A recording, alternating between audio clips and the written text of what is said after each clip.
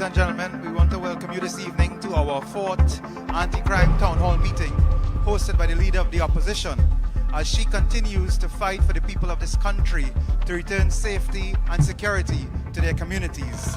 This evening, we have a very dynamic panel of speakers and presenters.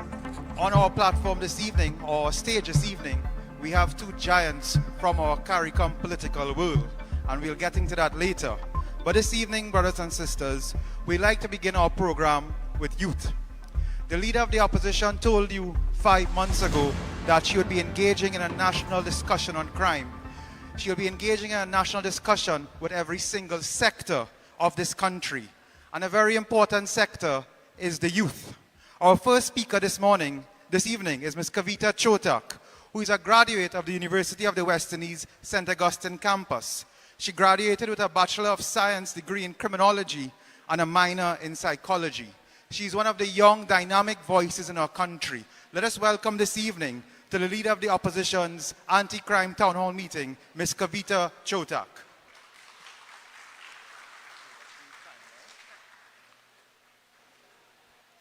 Hello.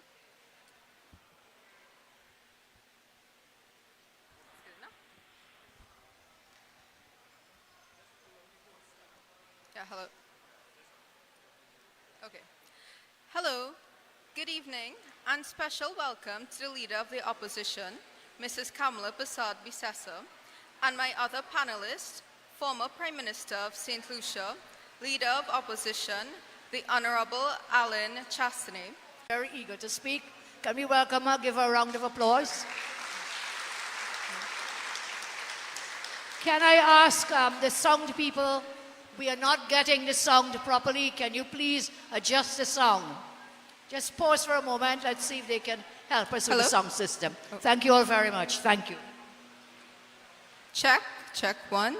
Oh, okay. Yes, so hello, good evening, and special welcome to the leader of the opposition, Mrs. Kamala Persad-Bissessar, and my other panelists, former Prime Minister of St. Lucia, leader of opposition, the Honorable Alan Chastanet, and former Vice Principal and Acting Principal of Hillview College, Mr. Robert Ramsahai, members of Parliament, members of the Senate, and members of the regional corporations, and all distinguished guests. Thank you for joining us to discuss the critical issue of crime in Trinidad and Tobago and its impact on families, women, and young girls. As a recently graduated criminologist, I have closely studied the dynamics of crime in our country, and I'd like to shed light on some of the distressing consequences.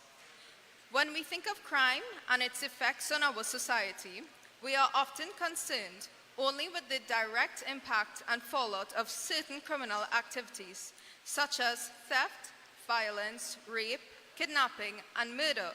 But we often neglect or overlook the indirect consequences that can often have a greater effect on our society over the long term. Much of this comes from the fact that we fail to consider the humanity and human interaction of the criminals outside of their lives of crime, and therefore only consider their actions from the perspective of their alleged criminal activities. The truth of the matter is that when these individuals and gangs are not performing crime, their interactions with their friends, family, and wider society are still informed by the same inclinations that pushed them towards a life of crime to begin with. Probably the most affected by this are the women and children directly involved with the home lives of these criminals, and that is an aspect that is often glossed over during these types of discussions that really necessitates further analysis in order to better understand the full impact that crime has on our citizens. These interactions are not only often filled with criminal activity in and of themselves, but also they are what allow future generations to become part of criminal cycle that have, Yes, sorry? Yeah, good? Okay. These interactions are not only often filled with criminal activity in and of themselves, but also they are what allow future generations to become part of the criminal cycle that has been churning out the most vulnerable neighborhoods of our society. It's unfortunate that economic hardship often drives women into relationships with these criminals. Desperate for financial stability, they find themselves entangled with individuals involved in illegal activities. These relationships are toxic, marked by violence, fear, and coercion. Young women from disadvantaged backgrounds often face limited opportunities for education and employment. When they struggle to make ends meet, they become vulnerable to the allure of financial stability promised by criminals. These women may lack the resources to escape abusive situations. The poverty, lack of education, and limited job prospects that these young women face only serve to create a sense of desperation. They struggle to meet basic needs for themselves and their families. So when someone offers them financial stability, even if it comes from illegal activities, these women may feel they have no other choice. And these criminal partners often present themselves as providers. They promise financial security, stability, and a way out of poverty. For young women who lack support networks or opportunities, this promise can be enticing, and they genuinely hope for a better life. Economic vulnerability limits their options, and they may lack education or skills to secure well-paying jobs. Their criminal partner then becomes their lifeline, offering a way to survive even if it means compromising their safety. These relationships are marked by coercion, as their criminal partner exploits their economic vulnerability. These young women may then begin to feel trapped, fearing the consequences of leaving or refusing the relationship. These criminals often present themselves as protectors or providers. They promise safety, security, and a way out of poverty.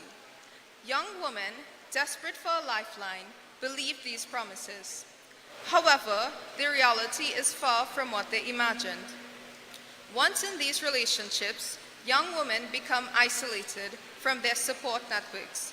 Friends and family may disapprove, leaving them with no one to turn to. The dependency on the criminal partner grows, making it even harder to break free. Emotional manipulation is a powerful tool. These criminals alternate between kindness and cruelty, keeping the woman emotionally entangled. Fear of retaliation or harm to loved ones prevents them from seeking the help. As the relationship progresses, violence becomes a norm. The young women endure physical abuse, threats, and humiliation. They may witness criminal activities firsthand, further entrenching them in the criminal world. As the relationship deepens, dependency grows, and the women become reliant on the criminal partner for financial support. Because it is the constant fear of retaliation or harm that keeps them from seeking help or leaving. Leaving such relationships is incredibly difficult, as the fear of reprisals, lack of financial independence, and emotional trauma create barriers. Additionally, the stigma attached with being associated with criminals prevents them from seeking help. Women in these relationships often suffer physical abuse. Their partners who are criminals use violence as a means of control and punishment. Beatings, slaps, and other forms of physical harm become routine. The fear of retaliation keeps these women trapped. Beyond physical violence, emotional abuse is equally damaging. Criminal partners manipulate their emotions, making them feel worthless and powerless. Insults, threats, and humiliation erode their self-esteem. They are made to believe they deserve the mistreatment. Fear permeates every aspect of their lives. Fear of angering their partner, fear of the retaliation, and fear for their children's safety. This fear silences them. They suffer in silence, unable to seek help or confide in anyone.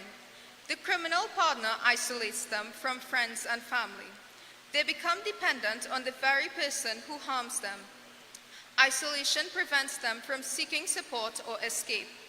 They feel trapped and alone. Some women develop coping mechanisms to survive, and they dissociate from the pain in order to numb the emotions and endure. They may then rationalize the abuse, believing it is their fate or that they can change their partner. The constant threat of violence takes a toll on their mental health, as anxiety, depression, and PTSD are common among the women who find themselves in these types of situations. The ultimate betrayal is that the person they thought who would protect them becomes their tormentor. These women initially believed their criminal partners would provide safety and stability. Instead, they face danger and trauma. To address this, we must therefore focus on the economic empowerment and providing meaningful and gainful education, vocational training, and job opportunities. This is absolutely crucial if we are to break this cycle. Community programs that support young women and raise awareness about healthy relationships can also be useful tools in this endeavor. But as we discuss the impact of crime on women, we cannot ignore the plight of single mothers. These women find themselves alone, left to bear the burden of raising children in the aftermath of failed relationships with criminals. Single mothers often struggle financially as their criminal partners may have provided the sole source of income prior. But once the relationship ends, that support disappears. These single mothers then face the challenge of providing for their children without any financial assistance, and many of them work multiple jobs or live in poverty as a result of this. The emotional toll is immense, as these women experience grief, betrayal, and loneliness. They mourn the loss of their relationship, but also the loss of the family unit they had hoped for, and the dream of a stable family unit is shattered. Single mothers become the sole caregivers as they juggle work, household chores, and parenting responsibilities. The absence of a partner means they make all the decisions alone, from discipline to education, and this responsibility can often be too much to manage in this situation. These mothers often lack emotional and practical support, as their friends and family may have previously distanced themselves due to the criminal association. Support networks are crucial for mental well-being, but single mothers often feel isolated regardless due to the situation. Children raised by single mothers face challenges, and they miss out on having a father figure now that he is out of their lives. Witnessing their mothers' struggle and the aftermath of violence can therefore affect their emotional development in a negative way, as some children internalize the trauma and may later exhibit behavioral issues or turn to crime themselves. Children growing up in single-parent households or those who are exposed to criminality from a young age may also find themselves as witnesses to violence, drug abuse, and criminal activities from an early age. Their innocence is shattered, and they become desensitized to brutality and aggression. The absence of positive parental figures leaves a void, as these children lack healthy role models to guide them, and they may find themselves idealizing their criminal parents and perpetuating this cycle. Witnessing violence and instability causes deep emotional scars. Fear, anxiety, and trauma become their companions. Their emotional development then becomes stunted, affecting any meaningful relationships and their mental health. For these children, criminality becomes normalized. They see it as a way of life, and they may believe that violence and lawlessness are acceptable means to an end. The chaos at home often disrupts their education as they struggle academically, perpetuating the cycle of poverty. And it is this lack of education which limits their opportunities to escape the cycle of criminality and violence. Growing up in neighborhoods with high crime to peers involved in criminal activities, and it is and it is often peer pressure from others in the communities that pushes them towards delinquency. Poverty and lack of resources drive some children to crime. They see it as a survival strategy, as the allure of quick money outweighs the risk, and they often feel like they either live or die by the sword. This is the reason that so many gangs are not only able to attract these youth to their cause, but in the face of so many of them either ending up in jail or dead due to their life of crime, these gangs are not only able to grow and thrive, but also splinter off and expand as a result of the perpetual source of delinquent minors willing to enter this life. So as I close this evening, we have delved into the heart-wrenching realities of crime in Trinidad and Tobago, specifically focusing on its impact on families, young women, and young girls. And as a criminologist, I have witnessed the intricate web of suffering that ensnares these vulnerable individuals. The economic desperation drives young women into relationships with criminals as they hope for stability, but find themselves trapped in toxic unions marked by coercion and fear. These women endure violence, both physical and emotional, from the very partners they thought would protect them. When these relationships crumble, single mothers are left to shoulder that weight alone. Financially strained and emotionally scarred, they navigate the challenges of parenting solo, and the absence of support networks compound their struggles, and their children often suffer the consequences. The most heartbreaking aspect in this cycle, perpetuated through generations.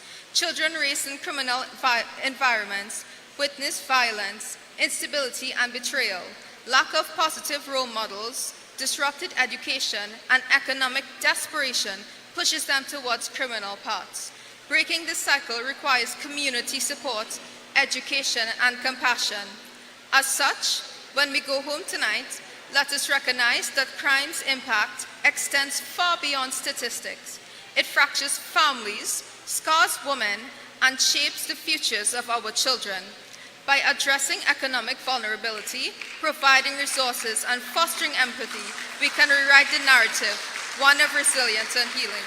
Thank you.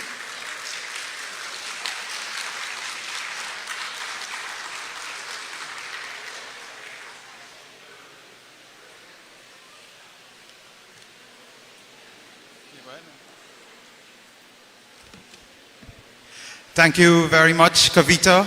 Again, ladies and gentlemen, you can see the brilliance on this stage this evening as the leader of the opposition continues to listen to your views on how we can return safety and security to our country. Ladies and gentlemen, we switch to another spectrum in Trinidad and Tobago. We switch to an educator. Mr. Robert Ramsahai has a Bachelor of Arts in English Language and Literature from the University of the West Indies. He has a Diploma of Education from the University of the West Indies. He has an Executive Diploma. He served as the principal of Presal Secondary School from 2011 to 2013, and he was the acting principal of the Upper Level Educational Institute. He was also my teacher and principal for many years. Let us welcome Mr. Robert Ramsahai.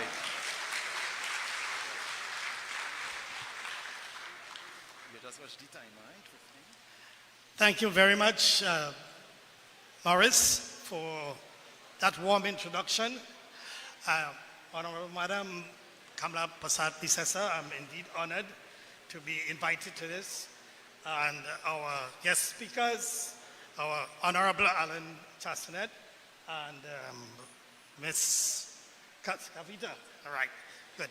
Thank you very much, ladies and gentlemen, for inviting me here, and try to keep within the time limit, okay. Violence in our schools.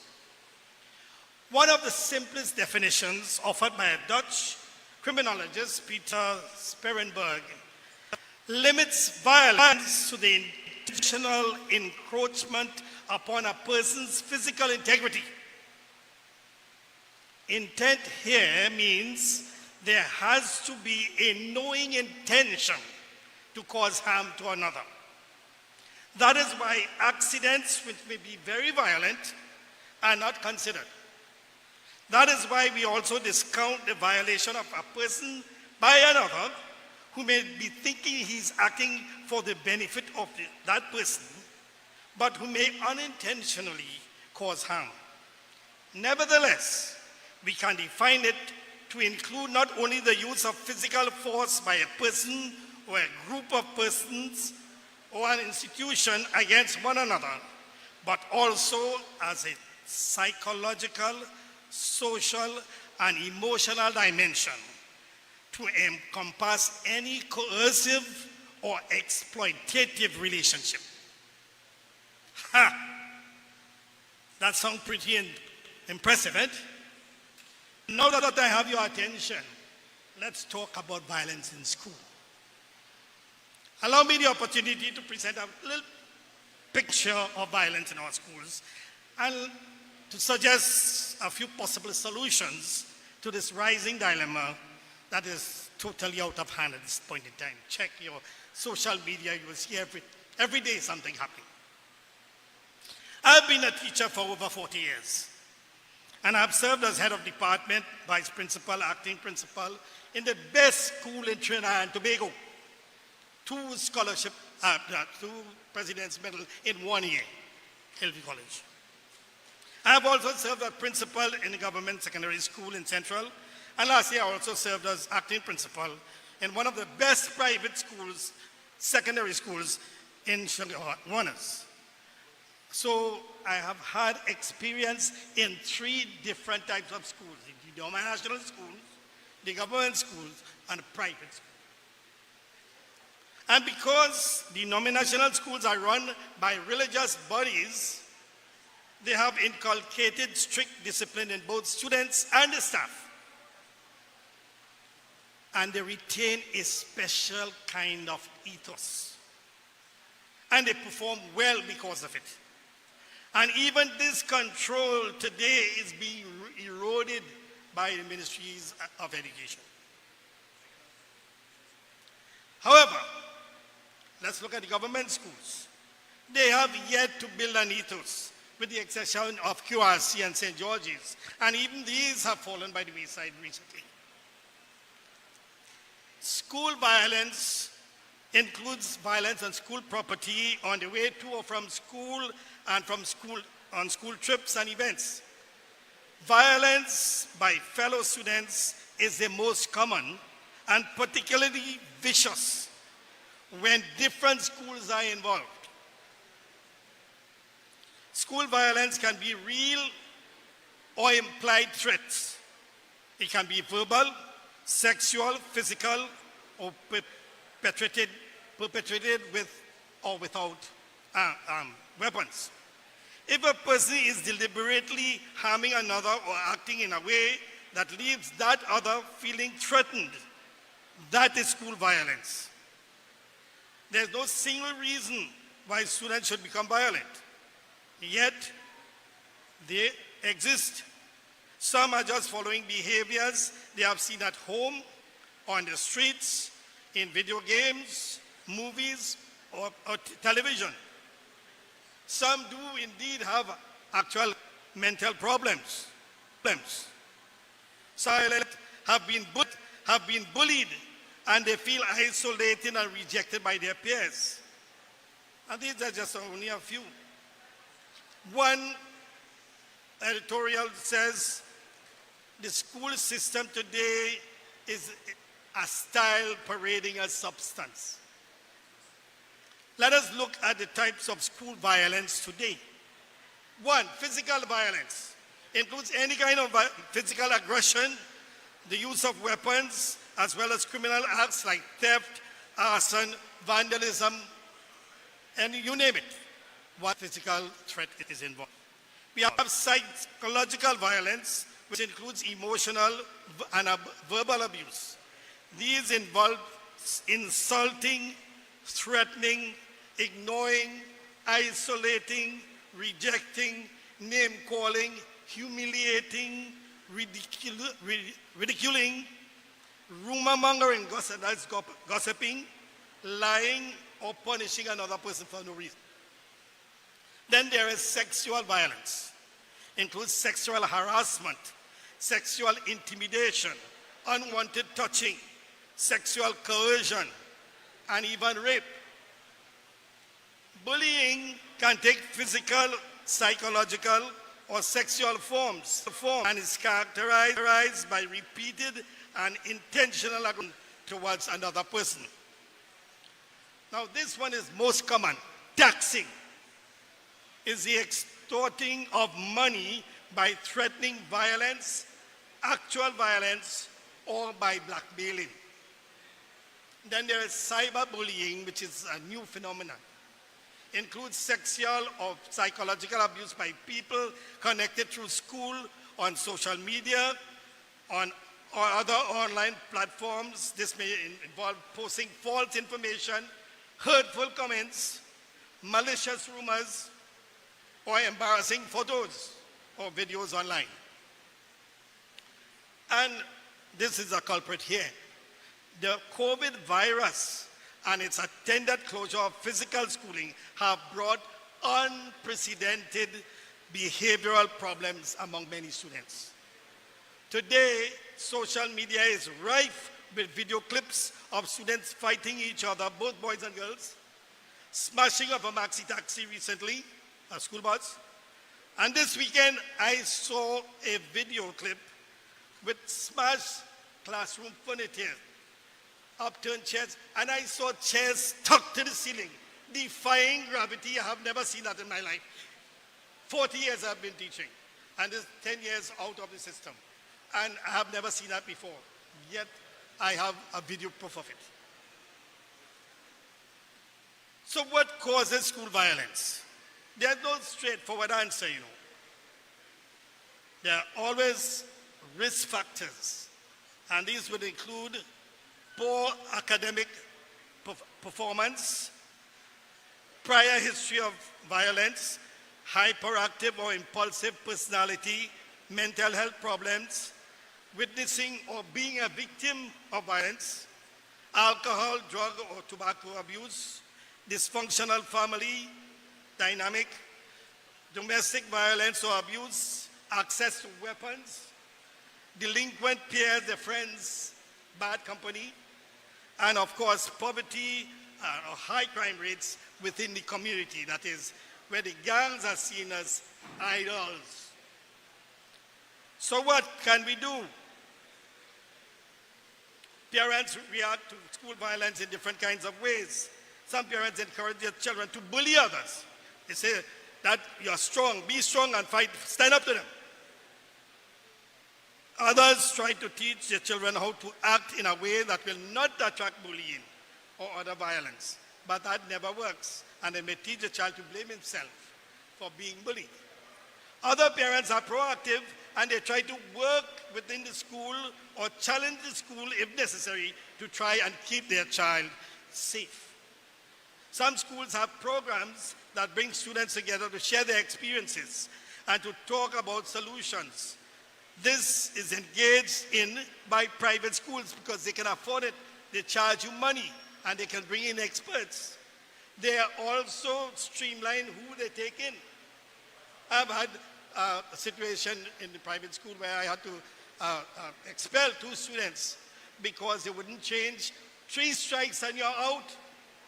You can't do that in the government school or national school. One program brings students to interact with teachers, psychologists, and the community police to talk and write and do things to create positive changes. If you think a program like this could be of benefit, talk to your child school principal and see what can be done. There's a great deal that you and I, all of us together, can do to help an angry child learn ways to successfully cope with anger. Now, look at some of the activities that you can participate in. Physical activities, sports. Some of you don't want to try to play sports and they'll get damaged, all right? They'll be harmed in the enemy. Let them get their feelings out, their anger out, expend their energy. Another one, hitting a punching bag. I remember the late Dr. Chapin mentioned that to me. He said he had a punching bag in the gym there, and he said, invite these students to go and cough it so that they'll get rid of their pain and get rid of the anger. Then they had to take time out. Tell them, say, look, come, at the private school that I was a principal of, there was a child who was having a problem and crying and whatnot because they were teasing her and so on. I said, come, sit in my office. Wash your face, sit down there. Relax, and when you're ready, just go back. She did that 2 or 3 times, and afterwards, she's back. It's normal. These are things that we all can do. Getting into music. At Hillview College, there was a group of Form 3 boys. They were actively destroying desks and doing this and I know they were musicians. So I had some, there were some musical instruments, guitars and so on that were not being used. I had them very strong. The boys themselves did it. And they started within 1 week. They had a nice little group. They played for graduation the next week. They were so wonderful, and it streamlined them. This is what I advise to you. And then what you can do is to, as parents, identify triggers to anger. The better your child can make the connection between what leads to angry outbursts, the more control he will have in expressing his emotion. Parents, speak to your children. Don't shout at them in anger or frustration. It only gets them angrier. And there's another way to creatively express angry feelings through art, through craft, through dancing, through any kind of physical expression, so that the Student Support Division of the Ministry of Education is embarking on that now. They are also bringing in what is called cultural transformation. The only problem with that is they bring in long after the cows have escaped the barn. So it will take some time for it to kick in. There are expressive therapies which help teens express anger management, conflict resolutions, groups, and these will provide an opportunity for teens to learn from each other. Individual provides a safe place to explore this difficult emotion. Keep in mind that uncontrolled anger is sometimes associated with mental health disorders in teens. So make sure to get professional help for your teen if their anger continues to be a problem. Truthfully, the ministry is embarking on this massive program to treat with violence in the school through the National Code of Conduct, the implementation of the student support services, counselors, social workers, community police, no violence day, and zero tolerance. But as I said, it's a bit late. We should have started that long before. I also remember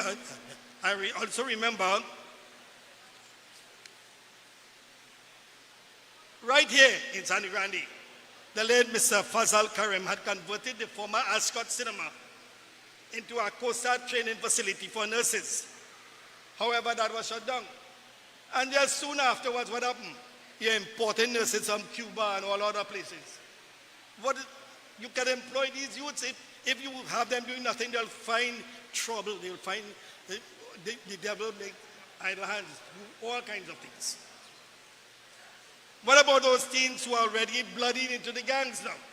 These will have to be got rid of by attrition. Those that are far gone, they will kill out themselves for the turf. We are our neighbors' keepers. We must look out for each other, or else we all fall down. In our land of turmoil, it cries out for a hero to quell the bloodshed. We need a more decisive action from the Minister of National Security, from the Commissioner of Police, from the heads of divisions, from the superintendents, to curtail the gangs' movements through surveillance and roadblocks, right? To prevent more shipments of arms coming in, we need a more effective Coast Guard, Customs and Excise Division, and most of all, complete isolation of gang leaders who operate freely within the prison walls. Thank you very much, ladies and gentlemen. Still at 45 minutes.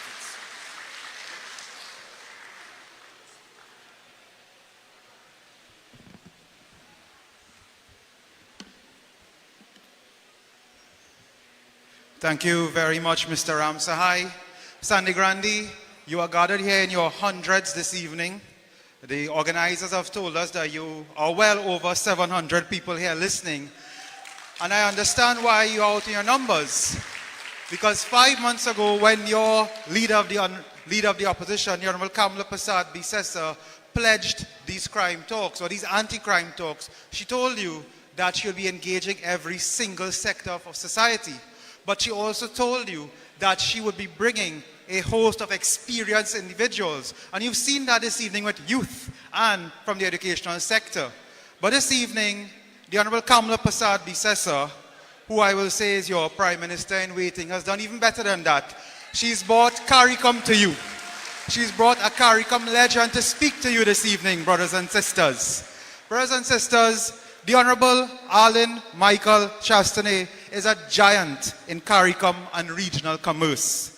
Mr. Chastanet is a giant in CARICOM and regional politics. Mr. Chastanet holds a Bachelor of Arts degree in economics with a minor in political science as well as a master's degree in development banking. From 2006 to 2011, he served as the Minister of Tourism and Civil Aviation as a member of the St. Lucian Senate. But it gets better than that. In 2013, he was elected as the political leader of the Union Workers' Party. But it gets better than that. Mr. Alan Michael Chastanet was elected as an MP in St. Lucia as well as the Prime Minister of St. Lucia on June 6, 2016. And he served as one of the best Prime Ministers in CARICOM's history. He also served as St. Lucia's Minister of Finance, Economic Growth, Job Creation, External Affairs and Public Service. You see what I mean? He's a legend in CARICOM. In 2007, Mr. Chastanet was a recipient of a World Leadership Award. And in 2009, he was named Travel Agent Magazine's Caribbean Travel Personality of the Year because Mr. Chastanet is a legend of all sorts in the Caribbean region. So this evening, I want you to welcome a Caribbean and a CARICOM hero. This evening, we have a man who has inspired, motivated, and developed hundreds of young people and citizens throughout the Caribbean region. Let us give a warm Trinidad and Tobago welcome to the Honorable Alan Michael Chastanet, Leader of the Opposition of St. Lucia.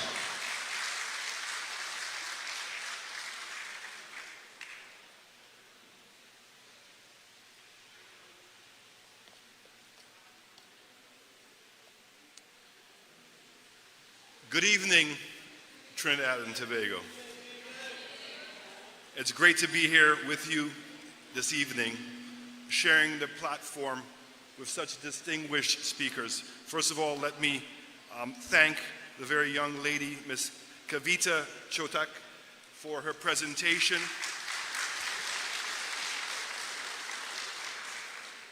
And I want to say that what she said is so true. I've seen it myself, where I go to households and I meet young women who unfortunately end up getting pregnant at a very young age. And when they don't have their family support with them, more often than not, they end up dropping out of school. And before you know it, they're on the block and they're pregnant again. By the time they're 18, many of them have had 3 to 4 children. And in the case of some of the communities I know, their mother did the same thing. Their grandmother did the same thing. And what we have failed to realize as a society collectively together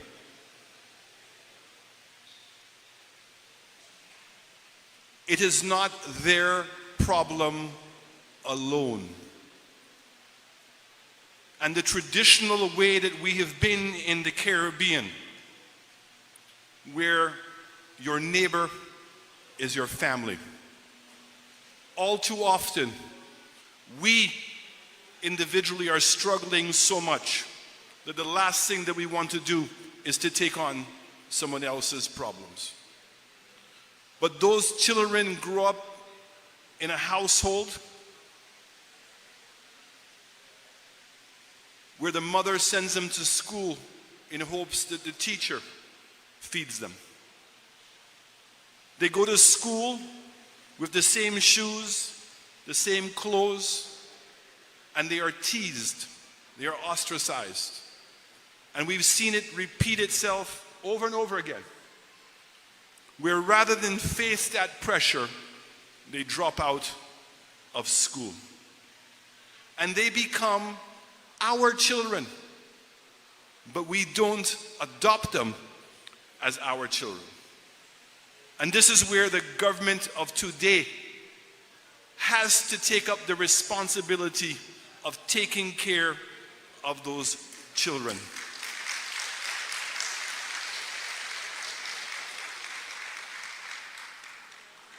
I want to thank Mr. Ramshahai for what he spoke about at schools. During COVID, we used the terminology, I'm sure you'll remember it, the front line, the nurses, the ambulance drivers, the policemen, all who put themselves at risk every day to provide the protection for all of us. Our teachers are facing the dilemma, and the principals, of where they're no longer just confronting the idea of educating our children, but they are now faced with the added burden of wanting to have to discipline our children and to take on responsibilities of security. And this is putting an unnecessary pressure and making the environment for teaching impossible. And so I want to thank you, sir. I want to thank all the teachers here in Trinidad and Tobago, all the teachers in my beautiful island of St. Lucia, to let you know that the frontliners, we appreciate everything that you do. And I'm hoping that more parent and teachers associations will appreciate what the teachers are doing and find themselves on the front line of supporting them. So again, I want to thank those two speakers. And last but not least, I want to really thank former Prime Minister, Leader of the Opposition, Mrs. Prasad,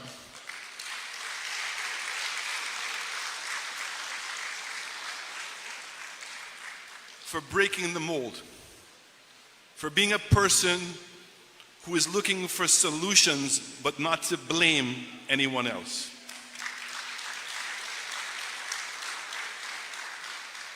I am here tonight not because of a shared ideology, although we share many of the same values of the UDC, but I'm here tonight to stand in solidarity with your former Prime Minister. And more particularly because she is a leader of the opposition. Our constitutions officially include the office of the leader of the opposition as part of our government. It cannot be a political party that's in government as the opposition, representing millions or if not thousands of voters, that every attempt is made to silence the voice of the opposition as if we have no role to play in the governance of our countries. I'm here tonight to give her support and say to her that she is in the right direction.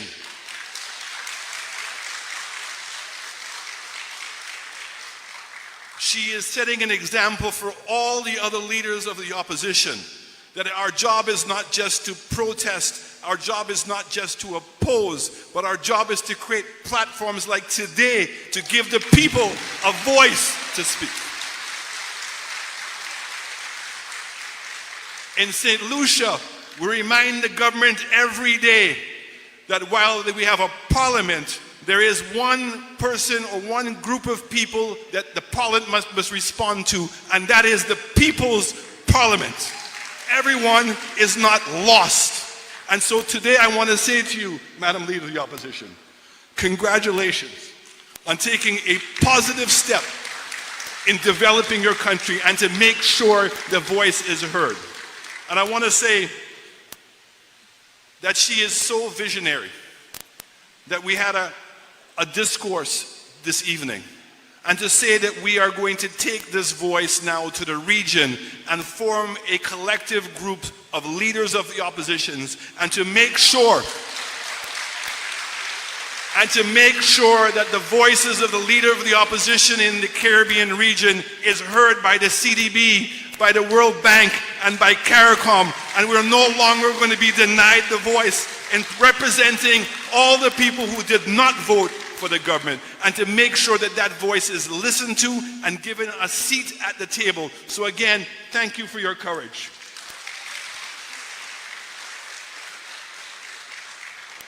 We are here tonight, and I thank you so much for the invitation, to discuss a problem that is affecting all of us. I brought tonight a copy of the Constitution of St. Lucia.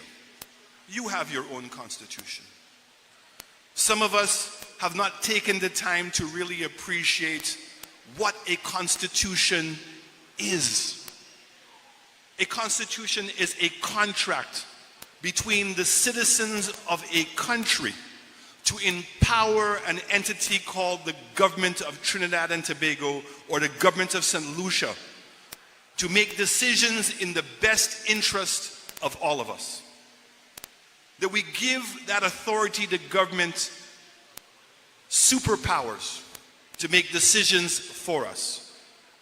But one of the things that the Constitution does is to enshrine liberties and rights to all of us, and to make sure that that government does not use its power against anyone in our country.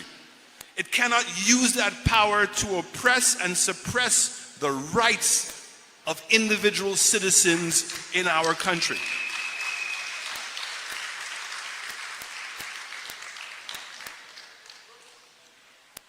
You don't have to go far in our Constitution. Chapter 1, it says, whereas every person in St. Lucia is entitled to the fundamental rights and freedoms, that is to say, the right, whatever his race, place of origin, political opinion, color, creed, or sex, but subject to the respect for the rights and freedoms of others and for the public interest, to each and all of the following, namely. And look at the first thing: life, liberty, security of the person, equality before the law, and the protection of the law. Living in a country that is crime-free is an obligation of any government by the Constitution. It cannot be that a government is expecting that we're going to continue to support it and support their governance if they are not willing to fulfill the obligations of our rights in the Constitution. I want each one of us to appreciate what I am saying. Living in a neighborhood that is safe, being able to go out at night safely, to own assets and to know that nobody is going to break in and steal those assets, to send your child out to a nightclub at night or to go to a restaurant. It's not a privilege. It's not something that we should be grateful if a government is able to do it. The Constitution requires every government to provide that security to all of us.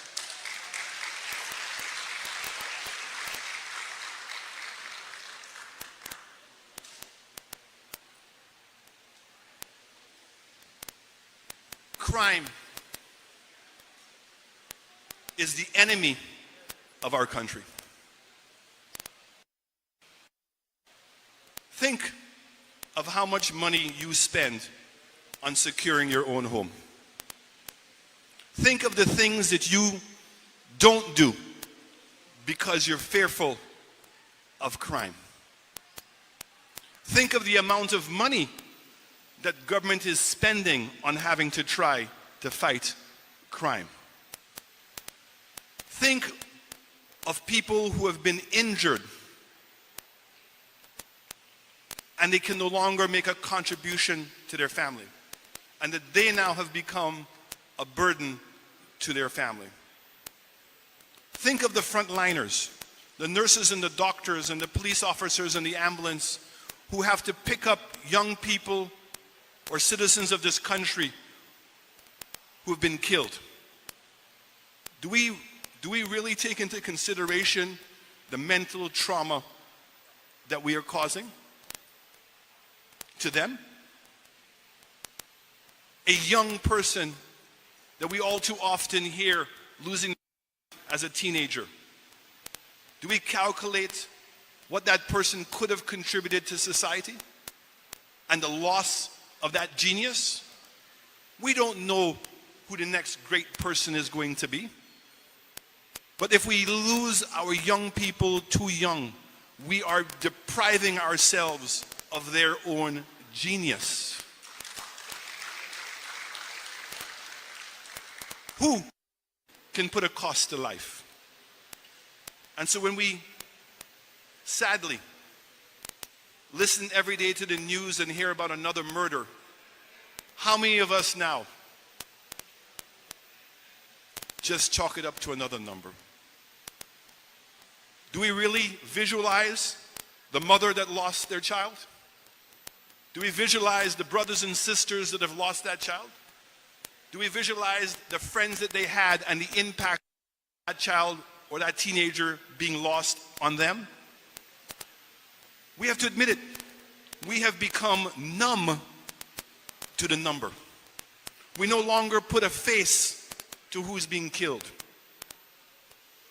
Let us remember, just because you come from a household that is deprived does not make you a criminal.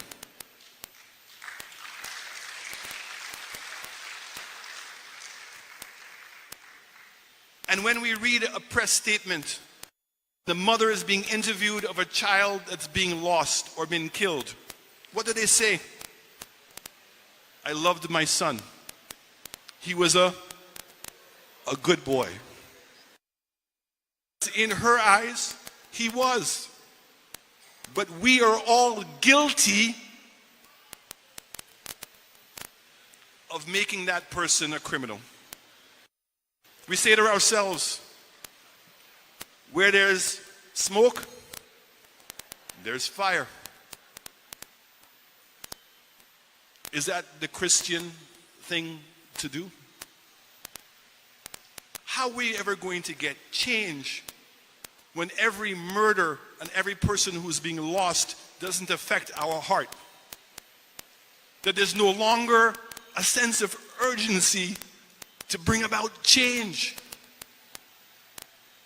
That we no longer want to go and demand. We don't want willing to protest. We're not willing to write a letter. We're not willing to make a phone call to say that this must stop, and genuinely know that the loss of lives is going to affect our own society. We simply hear it, but we don't feel it anymore. And we have to change if we're going to see change. I'm sure you're familiar with the saying. The definition of insanity is doing the same thing over and over again and expecting a different result. So here's the unfortunate truth.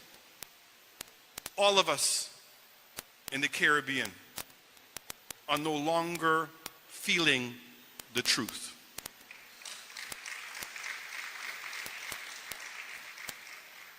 And as bad as the statistics are about crime in our countries, there is hope. New York City was the most dangerous city in the world. Washington, D.C. was the crime capital of the world. Miami in the 70s and 80s with the mafia. and drugs. Los Angeles, London, Paris, all of them at some point have been named the most dangerous cities in the world. But they broke the chain of doing the same thing over and over again and found solutions to solve the problem and to move on. We must find the solutions to crime in our region. We must accept that that solution is not one person's, but it's all of us. I'm pleading with all of you. Open your hearts and feel the pain of the people who are being affected. Because today it's them, tomorrow it is going to be you. You will be the mother saying, he was a good boy. Don't wait for it to happen before you found out how lonely the world is and that no one cares. We must, that there's a way to solve this problem.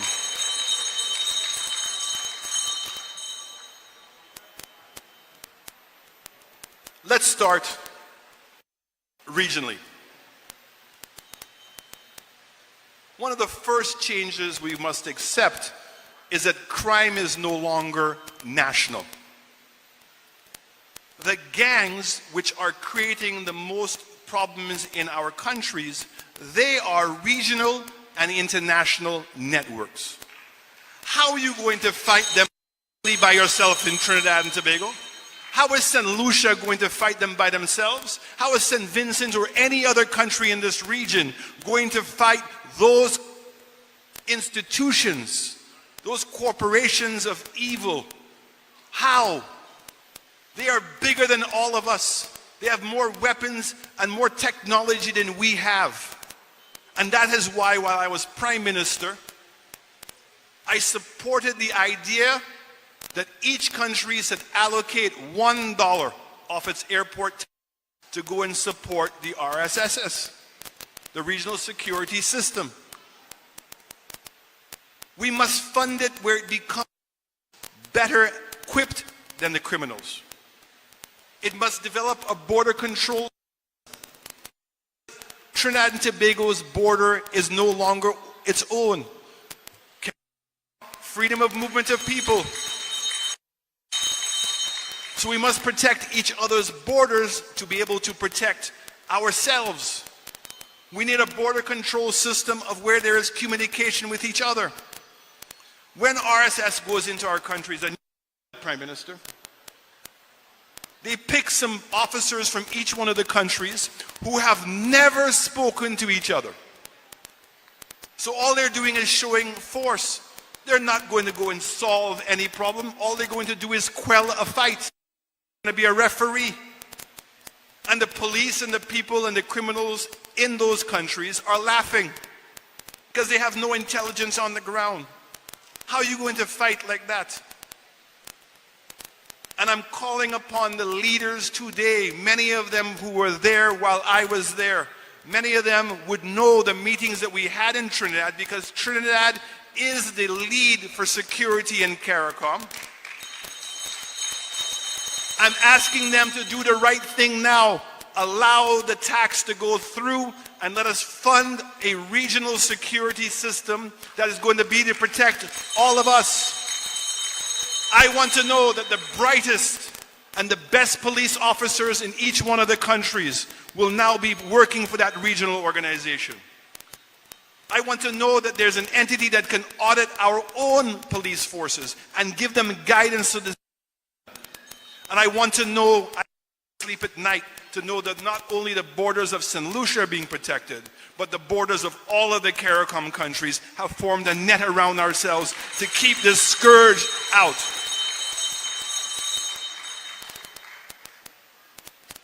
I want us tonight to accept the truth. This is very difficult for us as political leaders. I accept my share of the blame. We all must accept our share of the blame.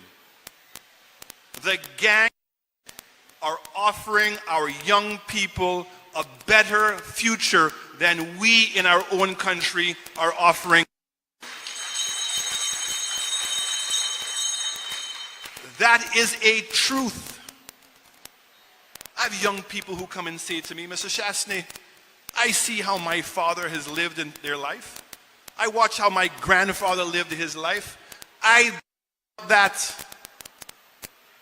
don't want that. I would rather die young and enjoy my life than to live old and be miserable. That's not to take away anything from his father or his grandfather, but we must accept the young people today want more, and they want it now. We cannot tell them no. You remember when you were young? Could somebody tell you no? You thought you had all the ideas and you were ambitious. We must adapt to the reality is that our countries are not fulfilling their promise of keeping young people engaged. We must offer them opportunities that they want. Why is it I cannot be a musician or a filmmaker in Trinidad and become so good at it that I can become international? Is the government providing services and infrastructure for the creative industries? Who does not know that young people are leaving the rural areas to go to the city to get a job?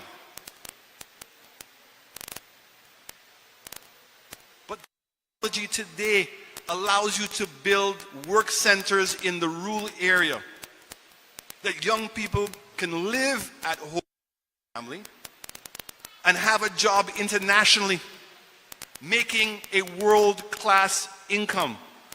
Why are we not providing the technology, the infrastructure, the internet, the training to allow them to get a job overseas and to live at home? I appreciate that household income is how people survive. How is it that some people survive on the salaries that they have? No economist, no accountant can tell you how that happens. The only way it happens, everybody in the household is working, and they share, and the money goes to pay the rent and utilities and put it collectively together. But when that household is broken up because young people or a father have to leave where he's living to go to get a job somewhere else, we destroy the family and we destroy their ability to survive in the world today. We must accept that as a region, we lack ambition.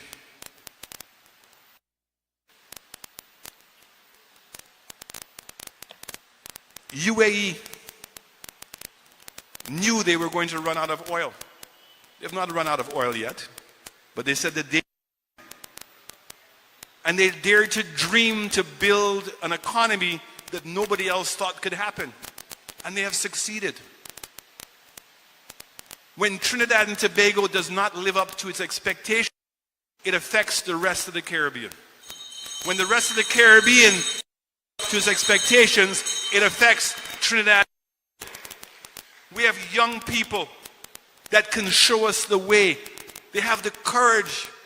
They've shown great talent in sports. They've shown great talent in the creative industries. We must give them opportunities to provide those talents in other sectors of the economy. But the government must take the lead in providing the infrastructure for them to do that.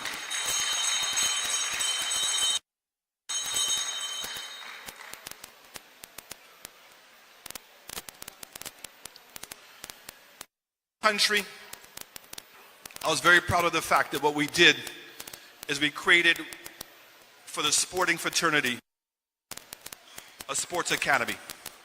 How did it work?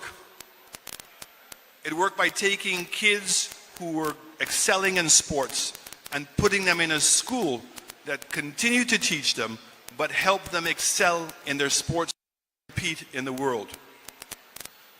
How do Lucia has the talent? Just a couple of days ago, a young lady called Julian Alfred came here to Trinidad to participate in a track tournament, and a Jamaican coach saw the talent. She went home at the age of 13, packed her bags, left her mother, and moved to Jamaica.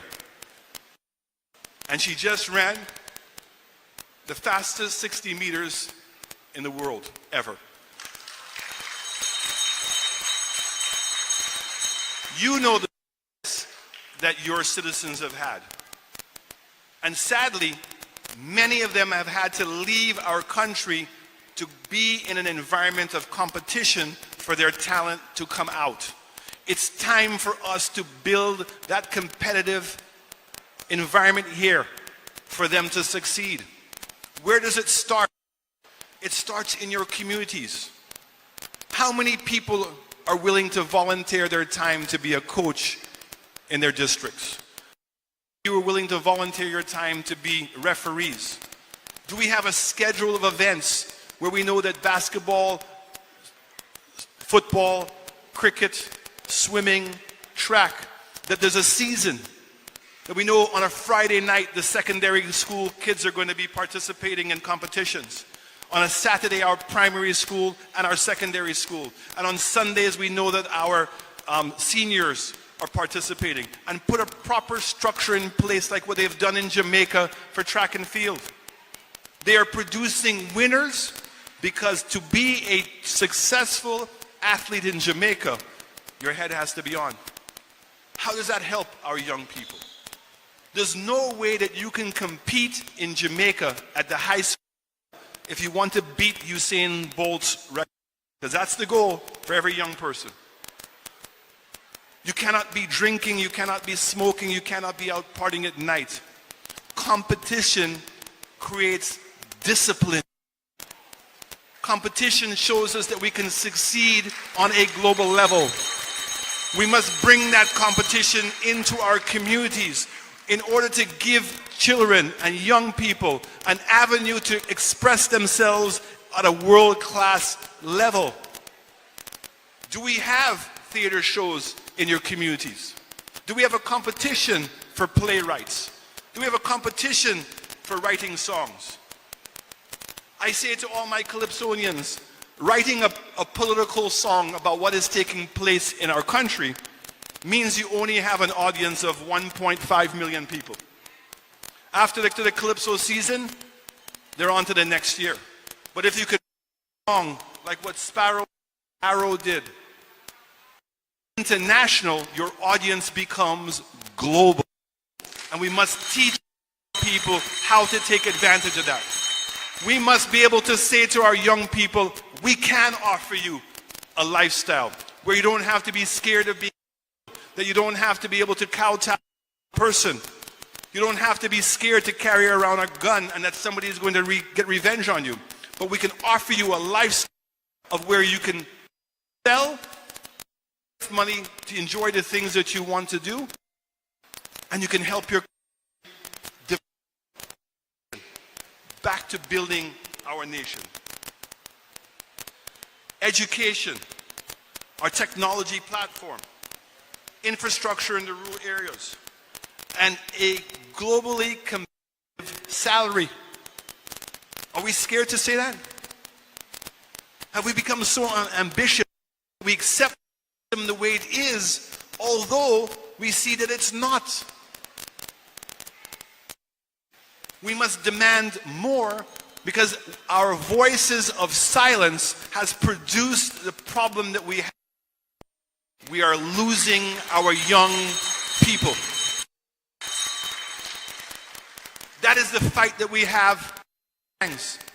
They are better equipped and they're offering a better opportunity for people. And it's for us to collectively join forces, recognize that, create a family environment of love. Love is more powerful than money, but they must feel it.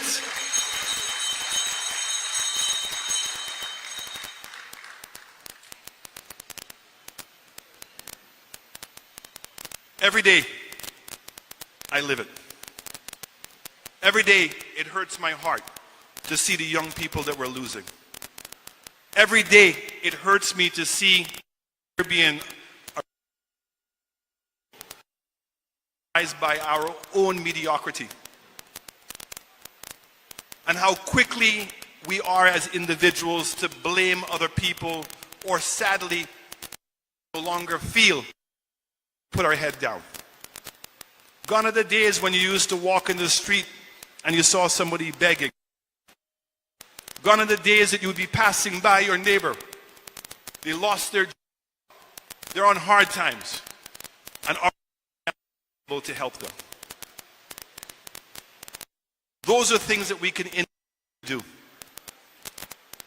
But when a come, when that bell has, we must dig deeper in determining we want to vote for.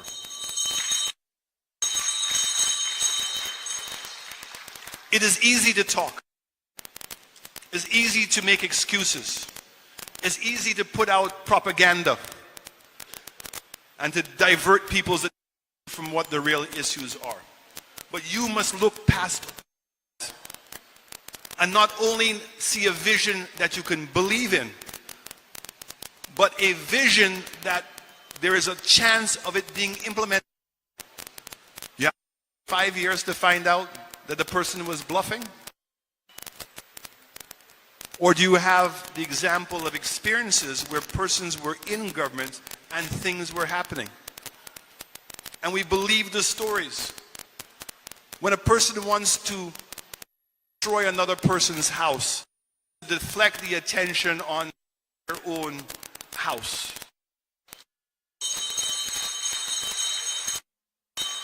There is too much at stake. We need leadership of change. Leaders who are not scared to step out of the box. Who are not scared to do things. We need leaders who don't talk about regionalism, but actually act and follow up regionalism.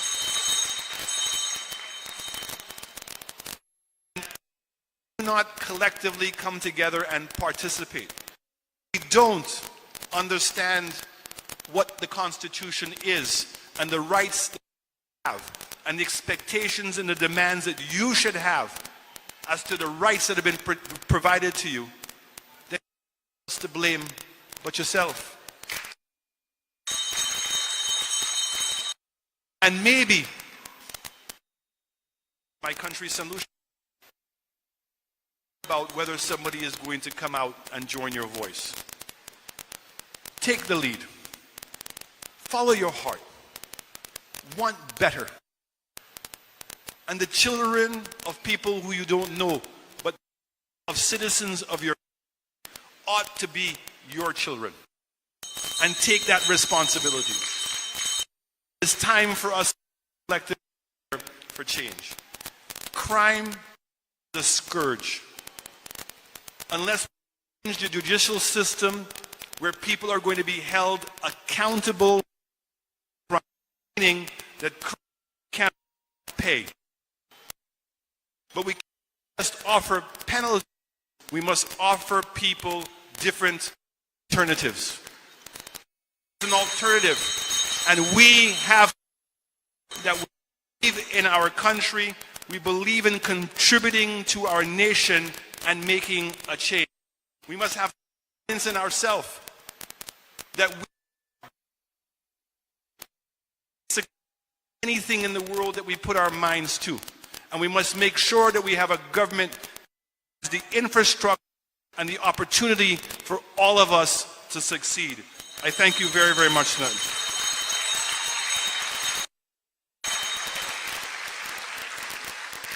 I just want to say one more thing. As a leader of the opposition, like your Prime Minister, I decided to offer my government some. We all just came through COVID. That we thought that we could have done during COVID.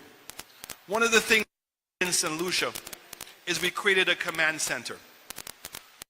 Doctors, the nurses, everybody sat down every single day, every day, to deal with whatever was confronting us. And whatever, that recommendation went straight to Cabinet. For Cabinet to make an immediate decision to adjust. Because COVID pandemic wasn't waiting on anybody. It didn't discriminate against anybody. This was a matter of life and death. crime has reached that level where government ought to have a command center to deal with crime. There's no easy to replace.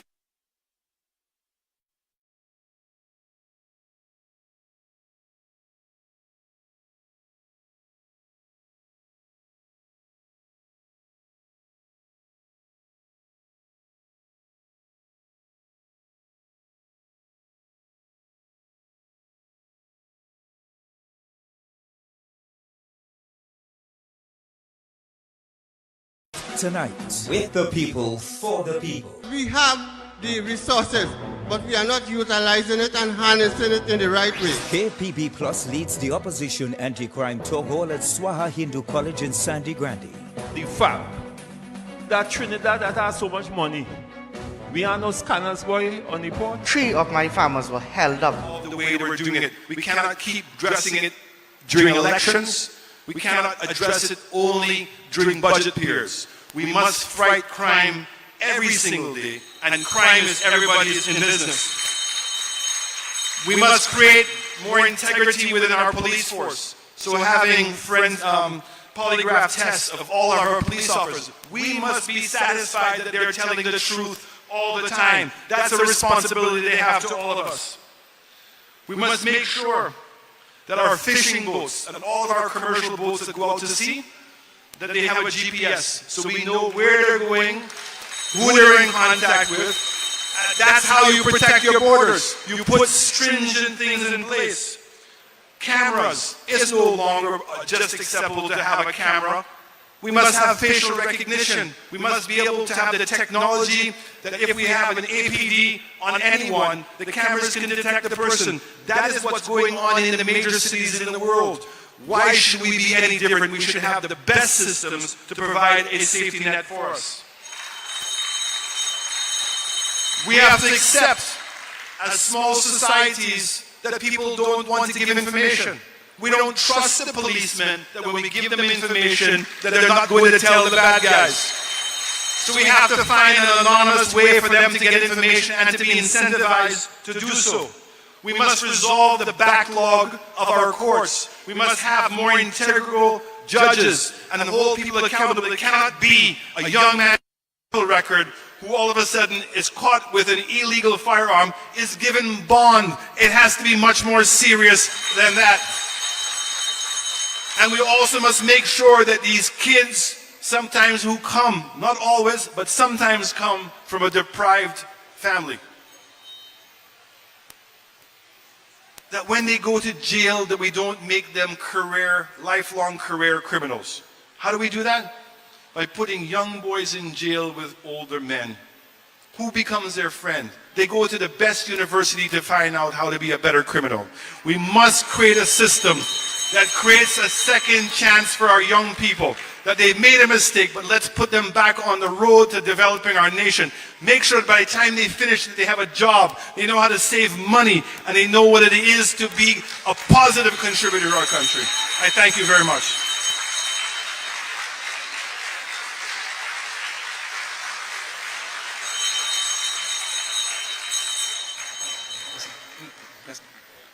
Ladies and gentlemen, let us stand and give a round of applause on behalf of Trinidad and Tobago for the Honorable Alan Chastanet, Leader of the Opposition of St. Lucia and former Prime Minister.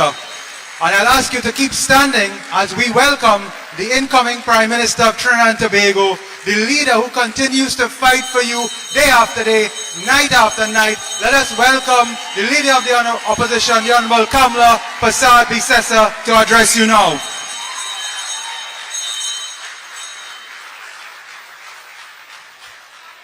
Thank you all very much. Thank you. Good evening. I can't hear you. Good evening. It's a great, great evening joining you here in Swaha College with our very distinguished panel, and I want to thank all of you for making that effort to come up here in the East. Let me thank the young lady out of UWI with a degree, university degree in criminology, who shared her thoughts. Give her a round of applause again. Former principal Thank you for taking the time. He was principal of one of the best schools in TNT and gave us some really grave insights tonight. And of course, our very special guest, the Honorable Mr. Chastanet. Let's thank him again. And in a short time that he spoke and I spoke, just before the meeting here, we shared some thoughts, and I'm very happy he's already mentioned some of those thoughts, that we will work closer together as opposition leaders in the region, of course, to bring a better security and safety to the whole CARICOM region and our own nations. I want to thank you for the suggestion, Honourable former Prime Minister, Mr. Chastanet. And indeed, we have a long road to walk together as we work together to improve the lot in each of our countries. Now, as you know, I'm not going to be very long because this meeting is more to hear you. We made it very, very clear.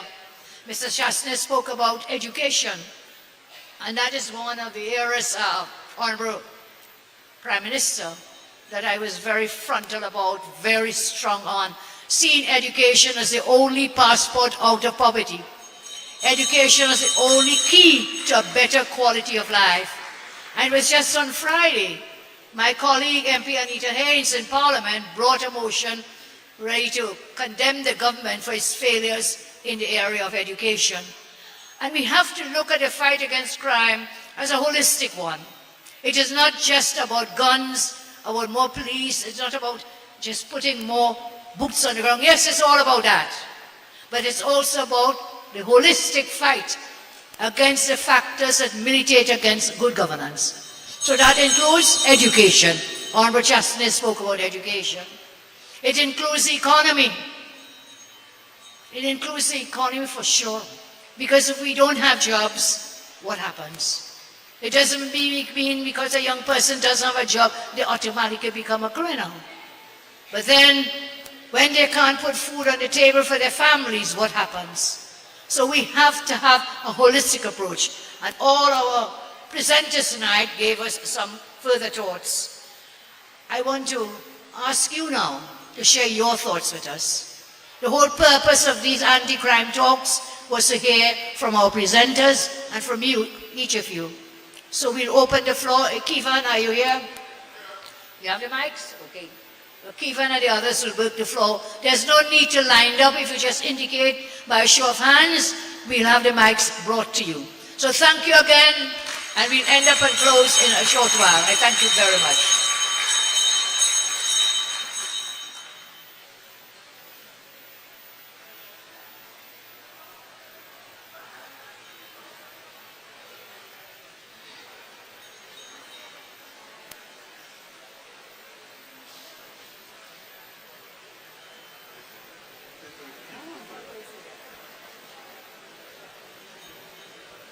Good night, everyone.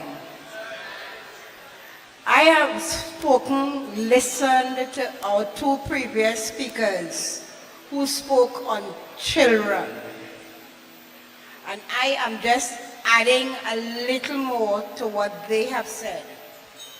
And that is, the children of today are not like the children of yesteryear. And these days, those people outside there are having our children. The ages start from young, 13, 12, and go up. And those drug lords, and they are having our children. They are using our children. So what I am appealing to all principals, vice principals, teachers, let's try and bring back the scouts. Let's try and bring back the Girl Guides. Let's try and bring back the brownies. We need to keep our children active. And right now they have too much free time.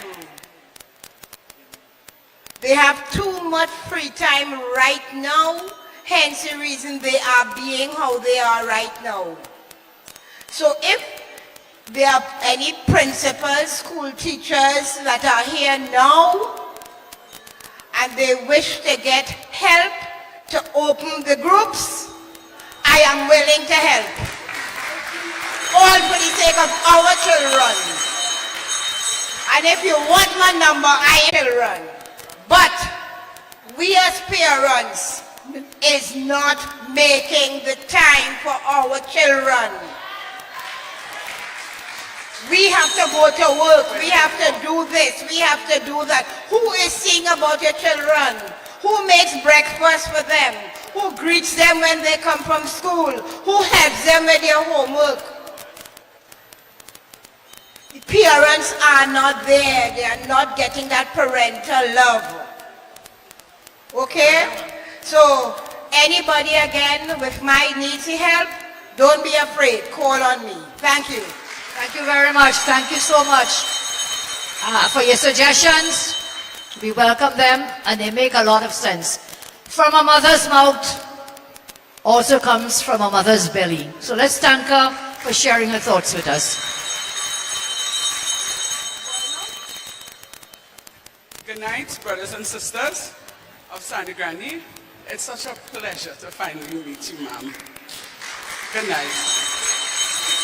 My name is Miss Candice St. Edwards, and I would like you all to listen to me attentively. I'll try not to be long. So, on Thursday night, on Juve morning, I was standing in Sandy Grande with my son, Jabari. We were enjoying the Juve, and I saw an officer by the name of Lamuel Cortez. I've been calling his name because I saw what he did to my son.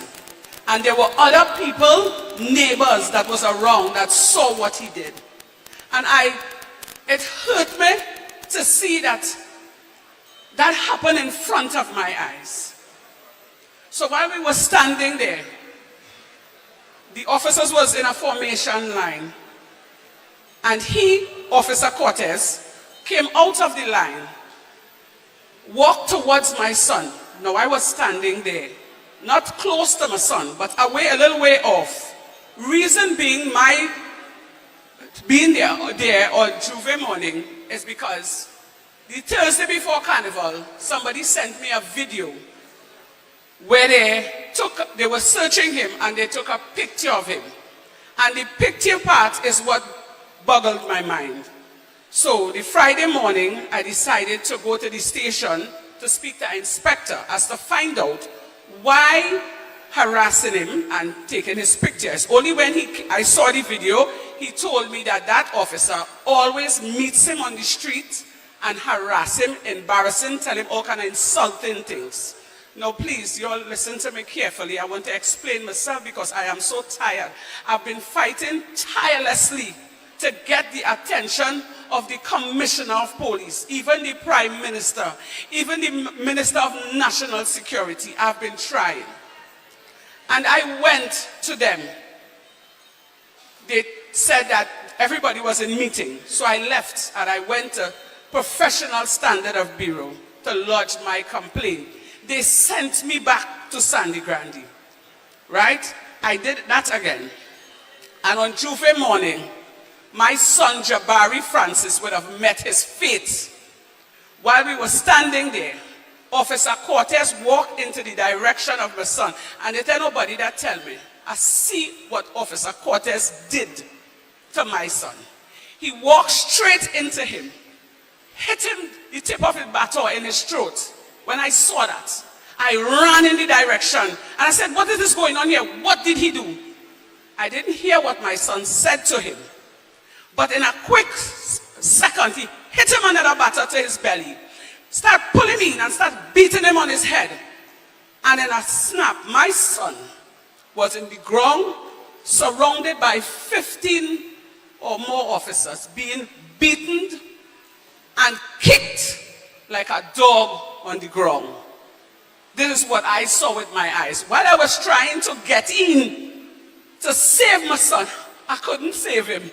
And I turned to Officer Cortez and I said, that is my son. And I saw what you did. And I will tell everybody what you did. He started cursing me and running me off. So I decided to follow them to the station. I walked alongside them. When I got in the station, they started searching them. The said officer, Lamuel Cortez, he frisked him, took off his cell phone and his wallet. He handed it to me with a smirk on his face. They told me I cannot stay in the station. I have to leave and come back after the juve session is finished. And probably after they may let him go. Upon doing so, I didn't leave the station. I tried to talk to every one of the inspector, corporal, sergeant. Now mind you, let me forward back. The look on that young man's face, it broke my heart. You know why? It's my son, and I couldn't save him. There were other people standing there who saw what Officer Lamuel Cortez did to him. When they rise up and they tell him about it, you know what he did? He beat them and locked them up too. He hauled everybody to the station. When I saw them search my son, only a cell phone and a wallet. When I came back, he was charged for resisting arrest and having a knife. The other two young men were charged for resisting arrest and something else. And you know what hurts me? Although he was beaten, he was denied the right to go to the hospital. Right? I saw when they searched him, all of a sudden, a knife just appeared. You understand, man?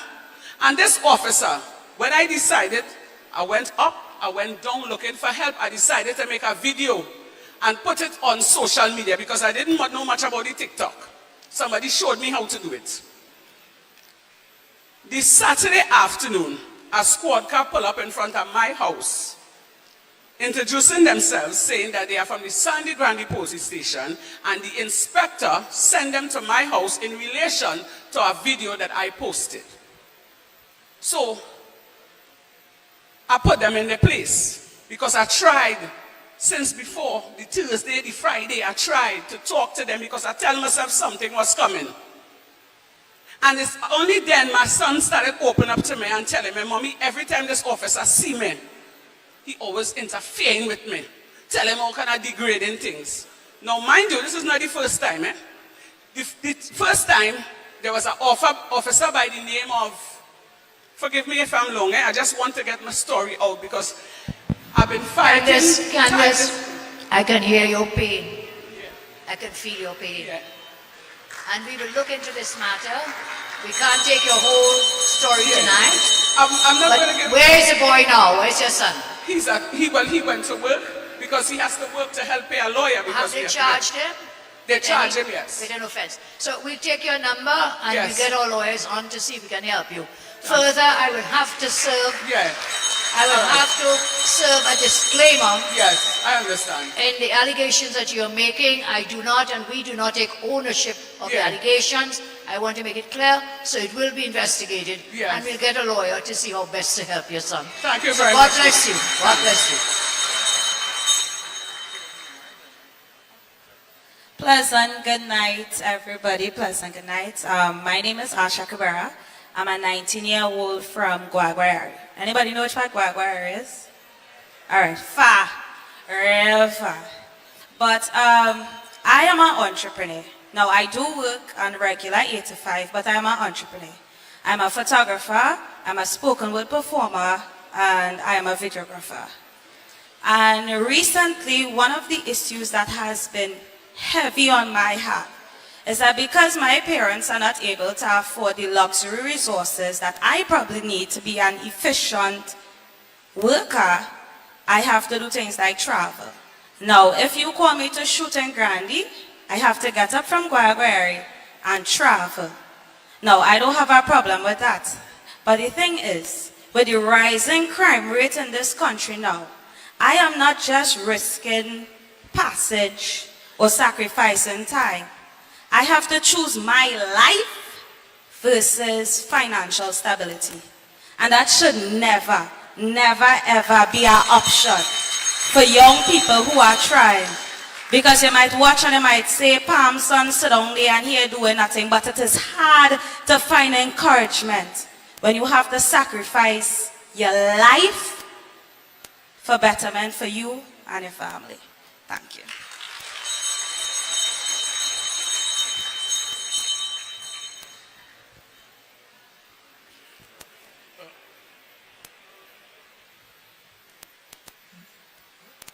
Well, good night, everyone.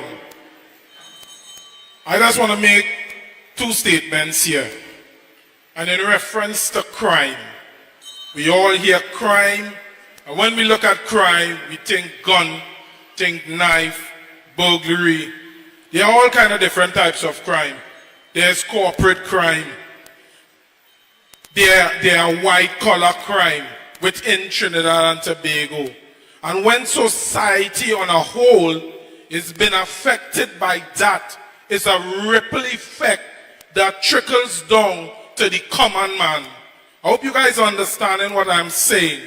The present government right now is committing one of the most heinous corporate crimes within Trinidad and Tobago by denying we, the common people, the basic necessities for even water.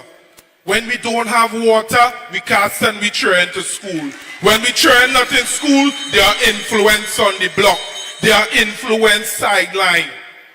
I should say openly, I endorse the political leader, the new and the upcoming Prime Minister of Trinidad and Tobago, to take grip of these corporate entities, because corporate entities also has an influence within the underworld itself.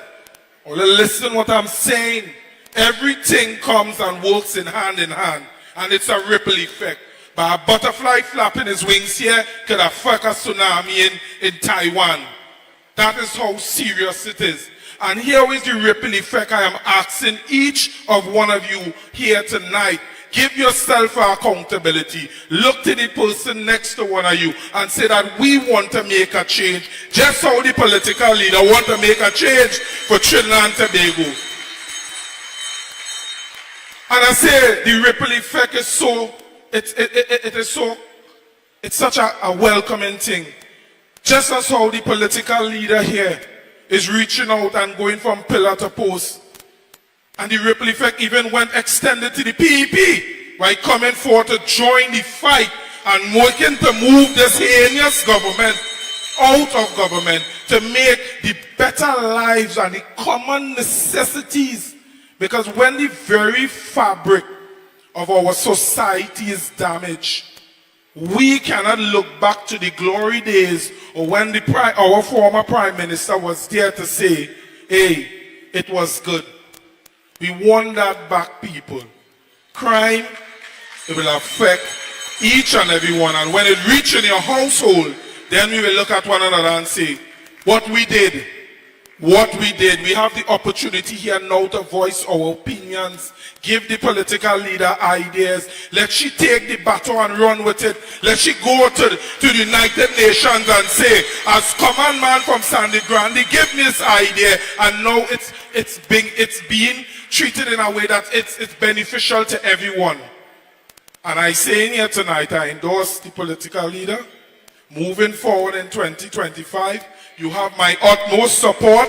Mayaro people, you have her support, and we will go from pillar to post to ensure that you return back into government and bring back the glory days and the less heinous crime corporately and domestically within Trinidad and Tobago. I thank you. Everyone, thank you.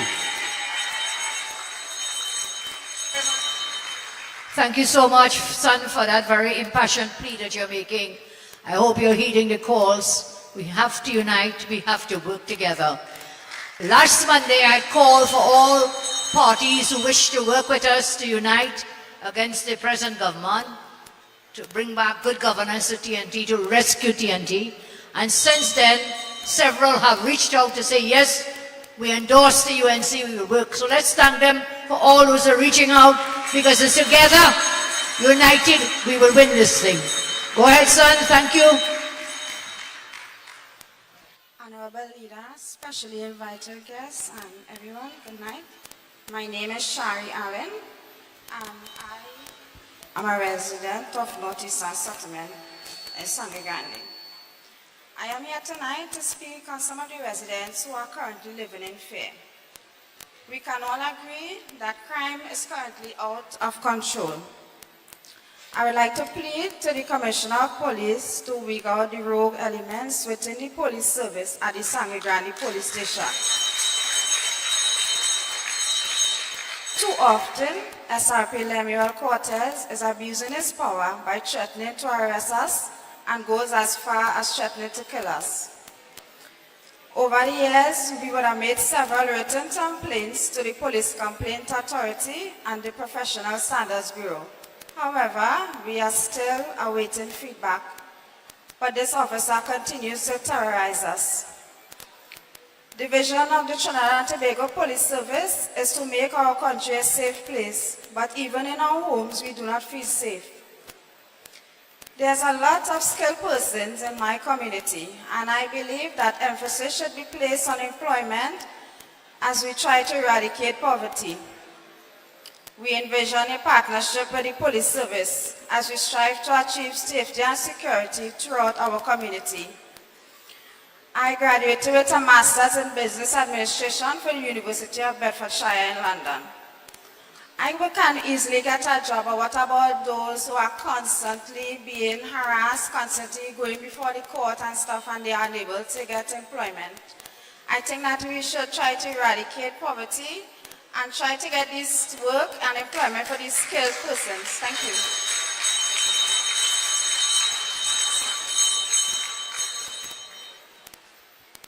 A pleasant good night to everyone. My name is David John. All protocols observed. Ladies and gentlemen, when I look at the head table behind those that are seated, I see there is a statement, crime affects everyone. If you take your time and you observe what is happening in Sangre Grande, you will realize that the criminals has gone to a different level. They have gone to a level, what I will term entrepreneurial taxation. People on the stretch coming up to Sangre Grande that looking to be entrepreneurs of their own, running small business. What is happening now is that they are forced to close their business because the criminals want to tax them high taxation. If this is not on the stretch, I missed her a while, and then I see she reopened. So, you know, I was her regular customer. Last week, I saw on her shed a notice, the shed is up for rent. She closed it down again. And this is what is happening. Now, we have to be very careful. If this thing is not nipped in the bud, people just point before I close. More than 2 decades ago, it could have been 2.5 decades ago or a little more, the last person that was hung in Trinidad and Tobago was a guy by the name of Anthony Briggs, just from Pinto in Arima. He was the last person that was hung. The criminals are being so emboldened now that they know that there is little or no consequence for their actions. And therefore, the citizens of Trinidad and Tobago, I am positive, I could talk for the citizens of Trinidad and Tobago, they want to hear a national conversation on capital punishment and the death penalty. Madam Prime Minister, in the waiting or soon to come, I will want you to take this very serious, that when you get into office, please put on the agenda a national conversation for capital punishment and the death penalty. Thank you, ladies and gentlemen. Thank you, David. Thank you so much for your contribution. And before the next speaker, can I just share and remind you, when we were in government, 2010, 2015, we had put out a piece of legislation, some of you remember, Dr. Mulina is here. We marked those in the cabinet. Several of you are here. And in that legislation, we had said, let us categorize murders so that then you will be able to inflict the death penalty, the capital punishment, on the most heinous crimes. So we did have that on the books, and it's something we can look at again. Should you put us back into office, we have a plan to deal with that issue. So thank you very much. Go ahead, sir. Pleasant good evening to the opposition leader, all invited guests, ladies and gentlemen, members of the media. My name is Bonifacio Villalba and I live at Valencia. Valencia have had approximately 16 murders in recent times. More so, one that struck me or reached home to me is a young man who died. He was shot 6 times at the playing field in KP Lands, which we know is La Plata Circular. And that young man attended the same church that I attended. And I had to do that funeral, so it hurt me so bad, I was almost brought to tears. And this is the seriousness that is happening in Valencia. Murders are taking place by the market. Murders are taking place in KP Lands. Murders are taking place in Eamon Lane. Murders are taking place in Benny Road. Recently, and I want to endorse Mr. David John's statement, that young lady who had to close up, and not just her, there were 2 others had to close up because of extortion. They had to because why? Fear for their lives.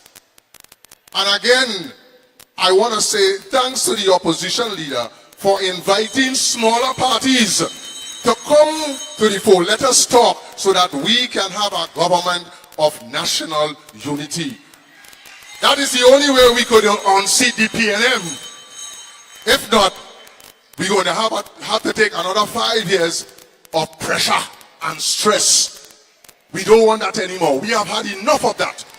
Enough is enough. It's time that we live better in Trinidad and Tobago because we are citizenry. And in closing, there are more than 75,000 squatters in Trinidad and Tobago. And if the government are serious about revenues, why not regularize these squatters? Have them pay for the lands via TTMF. You can have additional revenues. Not just in having them pay for the houses, but what about electricity? What about water? Wassa is in a state and they need revenue. And taxation, as we know, that this government has done is not the way out because we have so many resources in this country and yet for all, we catching the tail. Thank you.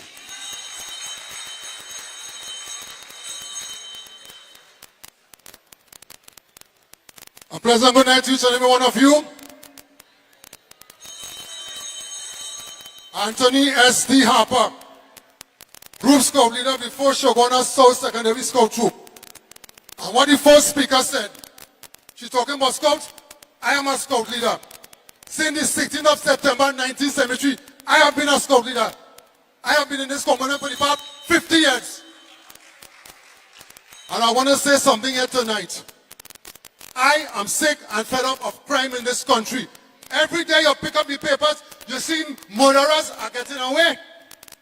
Coming out, suing the state. What is happening to this society today? Ask yourself a question. When I see these things, I just cringe. But I will say it here tonight. We have to start emptying that death row.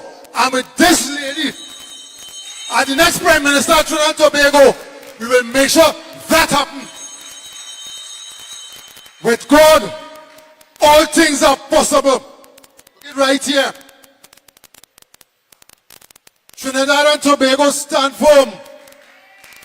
Our day will come very soon when Kamla Prasad Bisesa and the UNC will be back in power. With God, all things are possible. And with God in this country and Kamla Prasad leading us again as Prime Minister, it will be possible. I thank you. Let me say a special word of thanks. Mr. Harper, stalwart with us. Give him a round of applause. Thank you for your words. Thank you. Good afternoon, ladies and gentlemen. All protocols observed. I must say congratulations to Mr. Chastanet. That name is a familiar name since the days of Wisco. Glad to hear you in this platform. And your efforts are well received. Citizens of Trinidad and Tobago, especially Sani Gandhi, why we are here? You understand? Ask the question why we are here? It's because we did not take a firm stand when we neighbor keep the foul and we didn't report him. That is where we have to start. And if we cannot start right next door, it is no use going up for Prime Minister or the opposition or leader. Mr. Gopi Singh, good afternoon. You should teach people, thou shalt not steal, thou shalt not kill. But what happened in the national market? Those who passed the legislation and says that we shall not hang people, Mr. Mark. What we should have put them and feed them? We don't want to feed them. If you do the time, take the time. We don't fight the fire. You had to fight fire with fire. Otherwise, American state would not be burning down if they had protection. They don't have protection. So when they get fire, they take fire. So now, we have crime and crime. We have to fight it. Future Prime Minister, someone said before that you're going to change the penalties. I say, if you catch them in the dark, fight them and shoot them with bullets. What I mean, when you commit a crime, don't ask them why you committed. You commit a crime, take the firing squad or take it. No, I have a nice program, you know. Those who in jail lock up and they like shooting, each one of them gun. You shoot that one, all right, if you're gonna, what do you call it? The Western thing now, gun down. Use a criminal, they like to shoot, come. The better man kill. When they did it,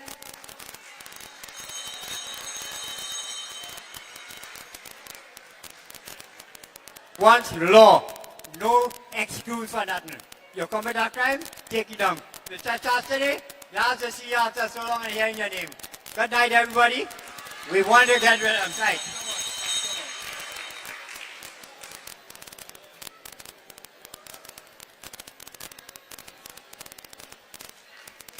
Pleasant evening, most honorable Leader of the Opposition, Ms. Kamala Persad-Bissessar, members of the panel, members of the soon-to-be formed government, brothers, sisters, ladies and gentlemen. I have listened to the first speaker and her presentation on single mothers, single women, and domestic violence and all that she has said. I've listened to you. Keep the mic close, please. Thank you. I've listened to you, sir, on your detailed, different acts of crime in the country and the risk factors that contribute to crime. Sir, I've listened to your presentation and all the recommendations that you have made. However, have we ever heard the saying, monkey see, monkey do? Monkey see, monkey do. And a long time ago, there was a Calypsonian by the name of Merchant who said, he spoke about Betty Lou and Sam, and the statement was, what they see the parents do, how do we expect these children to grow up? Rashoti, I said, what we feed our minds with would form the characteristics of an individual and shape the path that they would walk tomorrow. So, with this in mind, ladies and gentlemen, we know that we have the internet, the social media, with a lot of false or fake influencers who influence our young people today into desiring a violent solution to simple situations. No, the criminals prey on that. They use the internet, they use these influential activities or social or platforms in order to draw our children into them. We have a lot of reforms. We have a lot of different big things that we have already discussed as policing. However, we have to change the diet that is fed to the minds of our children today. That diet, which is a negative influence, has to be changed. We have to feed them a diet with one that is of moral and ethical principles. I have a program that was introduced to the then government 22 years ago, and nothing was done. It has been in the curriculum department at Rudranat Kapildev Learning Institute for almost 10 years now, and nothing has been done. This is a comprehensive program that begins with the pre-kindergarten. It goes to primary level, secondary level, tertiary level. There's a business program, a parenting program, and a stop recidivism program for the inmates that are there present. I am saying, if this program was implemented 10 years ago, we would not be here this evening looking for crime solution. If we are serious about solving crime, then we need to re-educate our children, our families, with moral, ethical principles. Madam Leader of Opposition, I would like to present you with an overview of this program. Mr. Sarika, I would like to present you with an overview of this program, and let us take a general, holistic approach to solving crime. Thank you for the opportunity.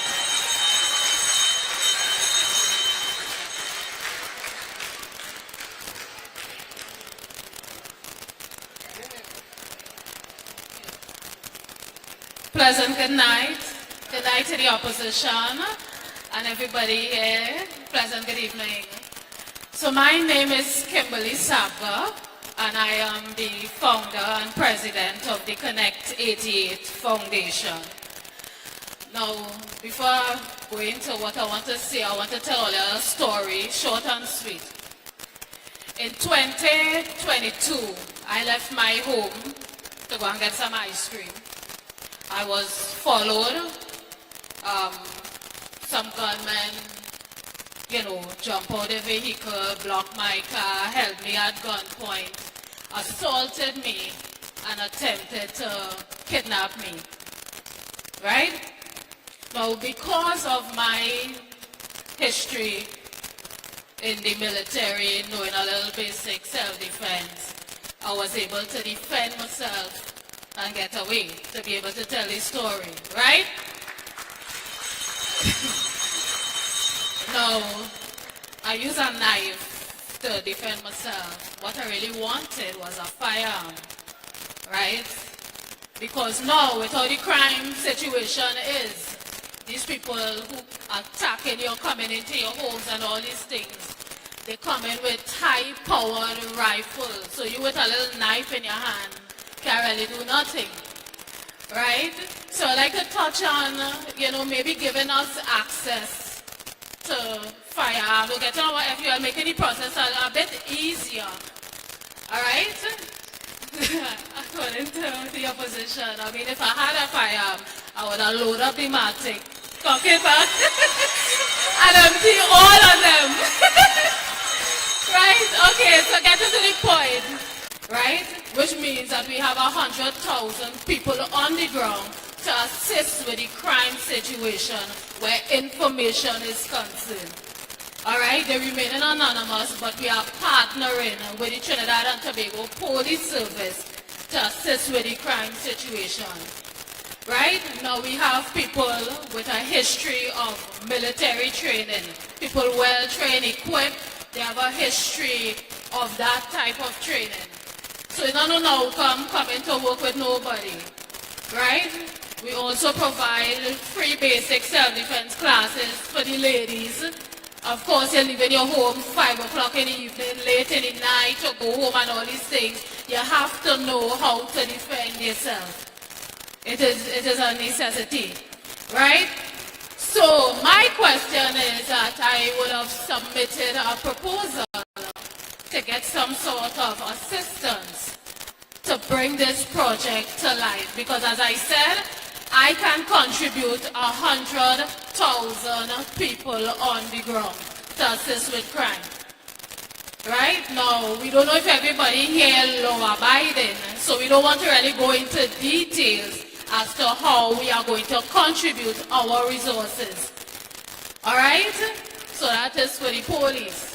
So I would like to get some sort of assistance where bringing this program to life is concerned. So to start, we need a building to operate from. We don't need nothing else. We have a membership coming in. We could utilize our resources to pay our team, pay for uniform, pay for salary. All we need is a building to operate from. So for example, some of the things we will be assisting with, search and rescue operations. A lot of people going missing in the country because nobody talks about human trafficking or organ harvesting and all these things in the country while they're going missing, right? So we want to utilize the resources that we have, use the platforms through social media, content creators, when somebody go missing, use jerseys, come out, go into different areas and so on, partner with hunters, search and rescue. What is the procedure to get a building to operate from? We will do the rest. We already sent letters to the Minister of National Security, the Commissioner of Police, Office of the Prime Minister and the opposition, just to name a few. So that's it for me tonight. Yes, yes. Okay, well, thank you all very much. As we bring this meeting to a close, I just want to remind you, we have recorded all the contribution talk in an anti-crime talk. We have a team will compile all the suggestions and solutions which will help us in writing our manifesto to rescue Trinidad and Tobago. So thank you very much for your contributions. I ask of you, please go home safely. God bless you. God bless your families. We shall meet again. Our next Monday night meeting report is Monday the 11th. Monday the 11th in Point-A-Pear Community Center, UNC Monday night report. And then Monday the 18th.